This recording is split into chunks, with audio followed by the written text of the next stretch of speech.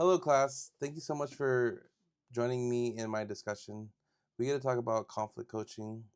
We look at two videos, psychological obstacles and some ways of thinking about conflict. And this week, I decided to talk about the psychological obstacles. We have fundamental attribution error. We have things like cognitive dissonance. We have um, what is it called passive aggressive tendencies. We have what's the other two? We have percep- perceptive baggage, and then we also have this is the good one too. What is this one? This one is called uh, devaluation. It's called something devaluation. Give me one second. It is called reactive devaluation.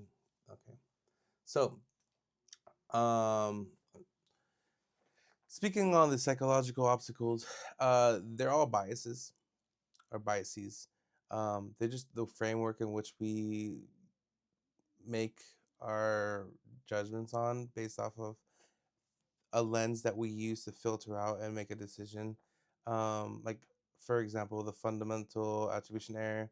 It's a flawed way of seeing how what happens to somebody else is a character flaw, and what happens to us is a external flaw. Things that are affecting us is not of ourself; it's of something else. I know it wasn't discussed, but this has a great tie to locus of controls. If you don't know what that is, I would highly suggest looking it up.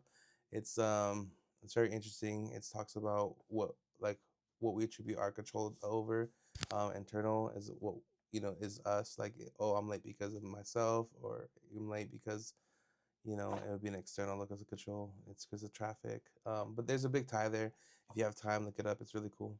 Also, perceptual baggage. That's if you, again, perception, the meaning and making sense of things through information, right? And then when you make that meaningful um, identifier or whatever, you bring everything with you, and then you use that to make another decision, and then that leads into, like, again, a bias.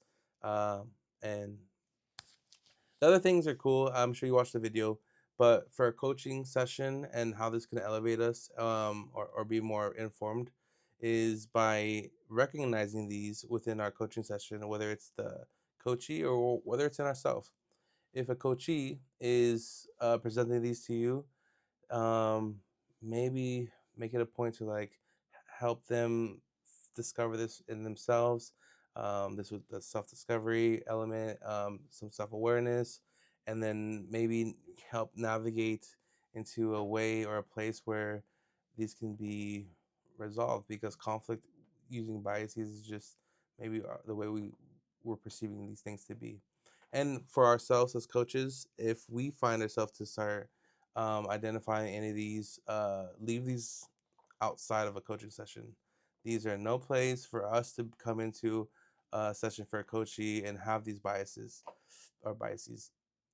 And it's important that we have this, safe space. And if we're bringing in our own baggage, it's not becoming a free and safe space for our individuals that we're working with, or assisting in this endeavor. So that's a one thing that I like to talk about. The other one we can talk about is the conflict problems and opportunities. This is a framework of understanding. If you understand that conflicts are problems, or if conflicts are opportunities, in the video, I believe they talked about if a conflict is good or a conflict is bad. It could be both, right? Just the way that you look at these things, especially in the context of a conflict themselves. But in this illustration, it was really interesting just to have it presented this way. They have a cylinder, a rectangle, and then in the center of it is the actual word conflict, or actually it says problem, and then it actually has two lines pointing in different directions, and then you have these two entities, or we'll just say two people.